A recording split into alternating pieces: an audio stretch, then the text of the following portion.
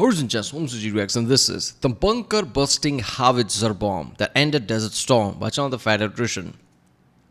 Desert Storm, isn't that the Gulf War of 90s, early 90s? With the HW boost thing, right? Which had a ripple effect like long later as well. Pretty sure that was the Desert Storm, right? Or am I mistaking that? I don't know. Yeah, this is a Fat Electrician video. Obviously, anything military related or things like that, I prefer to watch this channel. I don't know if there's any alternative like this because I haven't come across any, right? I like this channel because he talks about, first of all, he talks about the events that people don't know about but really should, and which is kind of like pissing me off.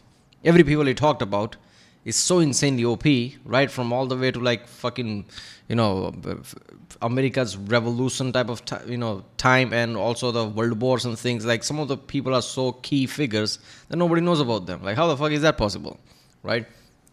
So all those badass series is awesome, right? And also certain events happen during certain operations and war, basically like this. And also the equipment thing, like guns, some advanced guns, some bombs and things. These are the three trends I was seeing, three categories he talks about, which is awesome. So let's watch this one. Remember, people, if you like my reaction, don't forget to subscribe. So that way you can support this channel. It will help the algorithm, I guess, and that way I'll know what type of videos to watch more. And if you want me to react to a specific video, comment down. Let's watch it. Today we're talking about that time that America may or may not have prematurely ended the Gulf War by creating a new type of bunker buster bomb known as the GBU-28, which is literally the barrel of a howitzer that they filled full of explosives and dropped on the enemy. Yeah, Uncle Sam ran out of ammo and threw the entire gun at the enemy.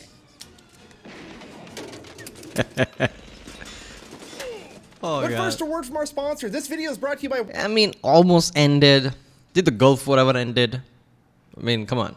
Right, but it continued in early 21st century, and that is a continuation in a way. Forwood Tools, where for over 160 years they've been making crowbars and axes and sledgehammers right here in America with American-grown wood and American-made 1060 high-carbon steel. And I'm going to have their link and a discount code in the description down below in case you wanted to check them out. Let's get to this story. All right, buckle up. This is going to be a history lesson and a half. Once upon a time on August 2nd, 1990, Iraq decides to invade Kuwait. Why would Iraq want to do this? Well, Iraq just got done having an 8-year-long war with Iran, and Kuwait helped fund it. If so facto, Iraq owes Kuwait billions and billions of dollars. Rather than pay all that money back, Iraq's Iraq's dictator, Saddam Hussein, figures, rather than pay back all that money, I'm just going to invade Kuwait with my enormous army that's the 4th largest army. This is like that, US destroyed Iran's navy after the events, right? Because Iraq owed a lot of money to Kuwait. Kuwait's like, okay, I'm gonna help Iraq basically supply things. Iran attacked, and US like, oh, you can fuck with my oil. All that shit happens. This it was precursor to this, right? And later on, just Saddam was like, fuck that, I'm not gonna pay anything, and there you go. Army on the planet at this point in time, take over Kuwait, and then I won't owe anybody any money. It's not ethical, but it does make sense. And then pretty much nothing oil, a lot of oil. Months. But then in November of 1990, Saddam Hussein would do what dictators do best and get a little too greedy. You see, he figured now that he was in control of Iraq and Kuwait, it was a significant portion of the world's oil supply, so he could actually slow down oil production, which would jack up global fuel prices, and he would literally make more money for doing less work. And while that was economically sound, it would turn out to be a tactical fucking error, because as soon as gas prices went up, the entire planet looked at Saddam Hussein like... Again. I like his Lord of the Ring references to this, right? He also did the Iran thing. Everybody just looking at Sauron's eye, basically looking at that. So you have chosen death. Oh, yeah. The UN Security Council would then hold another meeting where they would decide to tell Saddam Hussein, you have until January 15th, 1991 to be out of Kuwait or you will be forcibly removed. Fast forward to January 15th, he is elected to not leave Kuwait. Game on, teams are now set. We have Iraq versus America and a team of fucking... Holy shit. Wait a minute, is that supposed to be India? Because the center logo is wonky.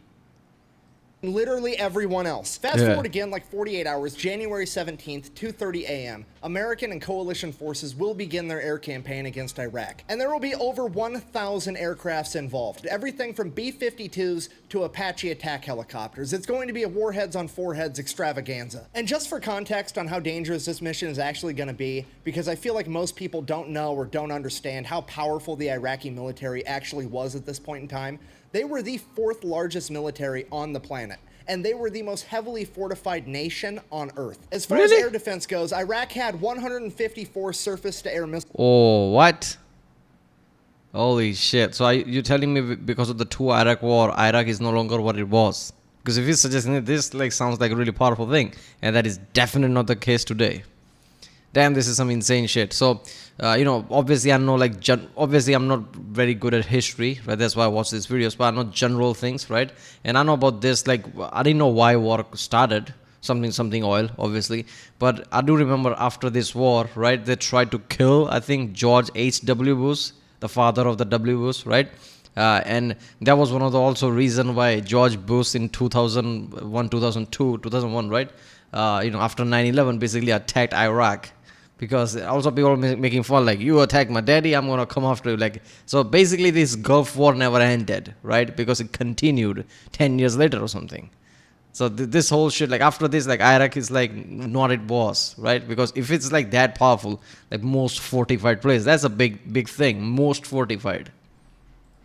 Missile sites servicing 16,000 missiles, 972 anti-aircraft artillery platforms, 2,400 anti-aircraft Why is this guns, destroyed ones? 6,000 mobile anti-aircraft guns, 478 early warning radar arrays, and 558 combat aircraft on standby, all ready to get in a fight. That being said, fast forward again 2.5 hours, January 17th, 5 a.m., American and coalition forces have complete air superiority over Iraq and have dismantled all of that shit. And this is where the main problem arises. It's With America. complete air superiority, there's a good chance that they can actually make Iraq surrender without U.S. and coalition ground forces having to go into Iraq. But the problem is the majority of the Iraqi senior leadership, as well as pretty much their entire command and control infrastructure, is located inside of bunkers right outside of Baghdad.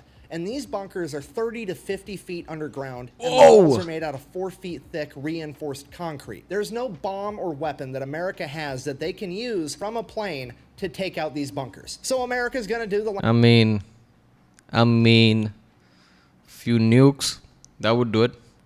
But that would do a lot more. Like everybody just who's like with them in coalition, like, whoa, dude, chill the fuck out. We didn't say this.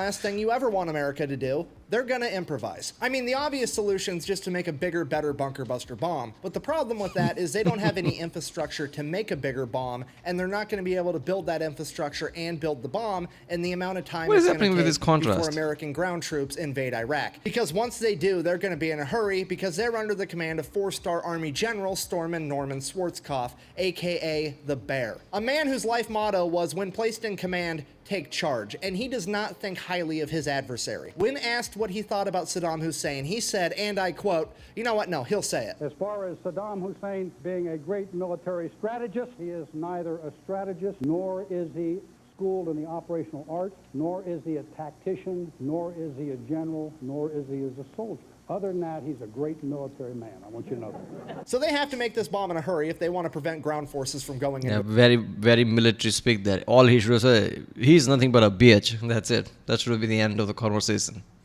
It's like, I'm imagining the WWE Stone Cold Steve Austin type of like mic skills. Basically some military general talking about. That would be so insane. Iraq. That's when somebody has the brilliant idea of using a howitzer barrel as the bomb's Look at hull. that I mean, barrel. it should work. It's a long, heavy piece of metal that's already heat treated, so it should penetrate concrete. And that's the idea they roll with. The Air Force gets a hold Oh, of the U.S. shit, Army. really? The U.S. Army sends over 4 8-inch decommissioned M1 It's heat treated, so it should penetrate, so we're gonna throw the fucking barrel. Who comes up with this shit? Like, come on, man. Every time I hear some ingenious shit like this, it's always some Americans, I guess. So somebody's actually sitting there. What if, okay, hear me out, this sounds stupid, hear me out. What if you throw a fucking barrel there? It is heat treated, it will penetrate. And everybody's like, yeah, it kind of works, why the fuck not? 110 howitzer barrels to Watervliet Arsenal in New York. Watervliet Arsenal, being one of the most elite gun barrel manufacturers on the planet, gets to work immediately. They start milling and machining these barrels down to size so that they can fit pre-existing bomb components like nose cones and fins and so on. Yeah. And Watervliet Arsenal tells the U.S. Air Force they can have 4 of these bombs done in a week, which I cannot stress to you enough is absolutely insane. To be able to machine 4 gun barrels that are 19 feet long and weigh 4,500 pounds each and are already heat treated is incredible. If you don't know about heat treating, when you heat treat metal, it becomes significantly harder, and that's actually why they needed the howitzer barrels, but it also makes it virtually impossible to machine. I mean, not impossible, but significantly harder to machine. Think about like trying to spread butter on toast versus trying to spread frozen butter on toast. That's about I mean, yeah, it's like if you heat treat it, right? I don't know some physics. If you heat treat it, right, it becomes like insanely hard that way. So it would be hard to machine it, and it is nearly impossible because if you knew logistics and how much equipment it needs, right? Like how the fuck did they do that? Like they had to basically get the equipment to actually fucking do it, and not just do it really fast. Like make those in just a week. And week is not that much time, and if you really think about it, 7 days just comes and go. You need to make 4 of those big ass bombs. the difference there. So they get the first bomb done, but then they run into a problem. Because they've never worked with a bomb this big, they don't have any way to actually stand it up straight and be able to fill it with explosive. So if you can't pick a bomb up, what do? You beat the earth down. They take it outside, dig a hole, stick the bomb in the hole, standing up, so that they can fill this thing with explosive. They get that done, paint it, stick it on a C-130 while the paint is still wet, and ship it to Nevada. From there, they strap the bomb to an F-111, the same plane they plan on dropping it from in combat, and do a test run. This bomb penetrates the desert floor by over 100 feet. Okay, if you're not American, that's like the world's biggest blue whale, all the way into the ground. This bomb went so deep that they didn't even... I mean, look, I know what 100 feet is because, like I said, I'm a civil contractor. I have dug bore wells and shit, and 100 feet is a big-ass distance, right? It's a big-ass distance, like 9 to 10 story buildings, right? 8 to 10, I guess, depending on how you do, yeah, something like that. And that's a big fucking deep. And I'm pretty sure, like, what were they, like, 20, 30 feet? What did he say before? That's how deep their bunkers were, and this was like 100 feet, so that's it, game over.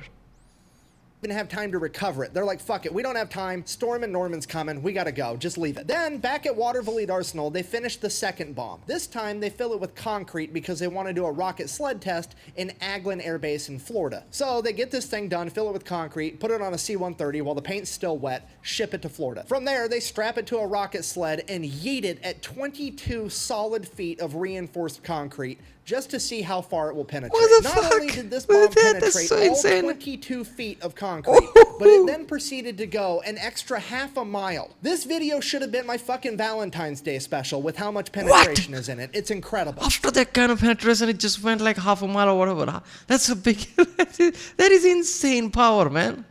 The level of energy that ballistic thing contains in order for it to go that far, that's just like way too strong. So then, back at Watervliet Arsenal, they finish the last 2 actual bombs that are going to be dropped in combat, put them on a C-130 again, and ship them across the planet to Iraq. Now, bear in mind, all of this has happened in like a matter of 3 weeks. They have gone from retired howitzer barrels to new bombs, to testing them in Nevada, to testing them in Florida, to having them in an active combat zone in 3 weeks, which is the biggest logistical flex I may have ever heard of. Yeah. Nothing stokes human creativity greater than the desire to kill somebody that you don't like. I'm not saying it's right, but god damn it, it's the truth. Now, February 27th... Yeah, so one thing I'm noticing about USA so far is that when it comes to logistics, they're the most insane shit ever, right? Like, people, like, whenever they talk, I guess, experienced generals around the world, if they go against, like, USA, they would be like, first thing, okay, let's not say America can't do this, because they probably will do it before we even finish this thought. Because that is insane. Oh, wait a minute, America's disadvantage. They don't have enough tanks here. And in a week, oh, fuck me, they have twice as that. How the fuck they do that is insane. These bombs are strapped to 2 F-111 aardvarks, and they are sent into combat to engage these bunkers. The first F-111 lines up his shot, and he fucking misses. I guess it kind of makes sense, right? It's But like... the second F-111 drains a 3-point... It's like a different type of a thing. It's heavy ass. That's the whole point. Like, the whole thing, first of all, whole thing fighter pilots do is they predict things, right? It's like they are always like a bit ahead. They don't aim like that. They aim, based on what speed they are and how bombs and missiles basically behave. And based on that, they just instinctively aim like that. It's going to be different when you have a completely different type of a ballistic weapon there. It's like heavy ass, basically just a elongated heavy object that you just throw at it so it can penetrate 100 feet. That's what that is. So of course they're going to have a problem. and gets a direct hit. Smoke immediately starts rolling out of the vents for this bunker, and it is completely obliterated. Oh my God. And the very next day, Saddam Hussein would sign a ceasefire and agree to leave Kuwait. Now, did he do that because of this bunker buster bomb? Yeah. That part is actually impossible to say, because despite the fact they got this bomb done and dropped in only 3 weeks, they still were unable to get it done quick enough before U.S. and coalition ground forces would invade Iraq. And in the 4 days that those ground forces were in Iraq, they completely decimated the Iraqi army, and parts of that army were already starting to surrender to them. So whether the reason that Saddam Hussein decided to surrender was because his army was defeated, or because he finally found out that he couldn't hide inside of his bunker anymore safe while he sent men out to die, the last one is hard to say. But regardless, look, the man was prepared to basically jack up the oil prices, knowing that everybody, including his country, would suffer, because he didn't give a shit about. He was a dictator, right? He didn't think about anything else beside him. So if he can be safe, I think he would have like gone all the way to end before signing the treaty. That fucking bunker bomb, whatever, right? That is the thing that basically made him sweat. Like, okay, I'm not safe. Like, something can drop on me right now and I'm fucked. And just basically walked away. That shit makes sense to me, right? And yeah, like America alone, I mean, I don't care how good Iraq is. America alone can fuck them up. Now all these countries are together, right? I mean, come on. I don't know where Saddam was going with this, right? Like, oh, I have a chance. How? It's not just America, all the other powers as well. Like, they're coming after you. How are you going to basically avoid that? One of the worst political decisions somebody can make. That's what he did, by pissing most people off. in conclusion, the overall moral of this story is whatever you do, try not to raise gas prices. Thanks for watching. Best way to support the channel is go buy some merch at Again, don't do that. Quack bang out. Anything more? I don't think there is more. Nope, there isn't more. Yeah, seriously, like, when people are going to learn this, don't fuck with oil. Like, how hard is that? Let's just...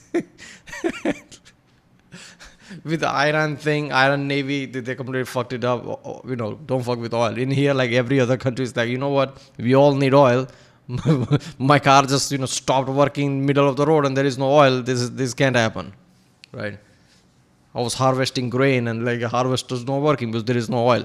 Yeah, without oil, world stops, right? And also those like, stop the oil people. Like, God, can you be more childish? Drop a plan, man, if you're so like, invested in that. But you can't just say like, stand in the road, like stop all the oil, stop the fucking plane and everything. Everybody, like most of the world would be fucked. There would be real deaths because of it. Like, what are you, high? You can't just stop oil.